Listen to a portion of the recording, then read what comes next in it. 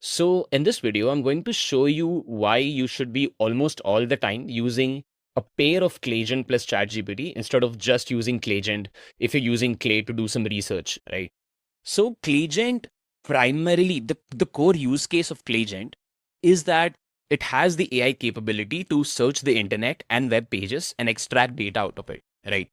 But most of the times, what I've seen B2B sales teams using it is they use Claygent to go and extract the data and also make decisions out of it. For example, let's say a very simple use case, right? You want to figure out whether a company is B2B or a B2C.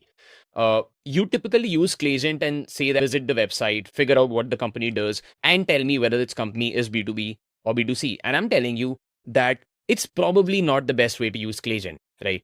And so I'll show you something. So let's say, and whatever I'm talking right now is specifically if you're using API keys. If you're using credits, it's a matter of what costs you the less credits, right? But if you're using the API key and if you use Claygent to visit the website, understand as well as spell whether it's B2B or B2C, it's going to be more steps for Claygent.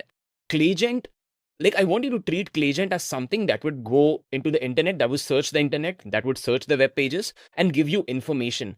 And then I would suggest you to use the information as an input for ChatGPT to figure out whether it's a B2B or B2C. And that is a much better way of using it because this increases the accuracy because you're doing it now in two steps, right?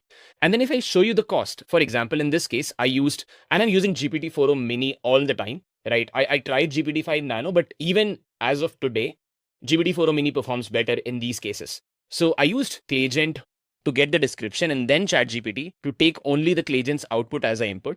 And the total cost, like sum of both these costs, is 0.001, right? So in this case, using Claygent alone was 2 times more expensive. In this case, it was 5 times more expensive. It was 2 times more expensive. And when I took the average of the 50 rows, using only Claygent is 1.5 times more expensive than using Claygent plus ChatGPT.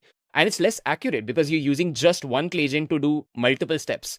So this is what I would recommend whenever you use AI things in Clay, that use Claygent. In your mind, treat Claygent as something that would search the web and give me information, and then use ChatGPT to get, the analysis around it. So that is something that I want to show in this video. So this is something that I recommend. Thanks.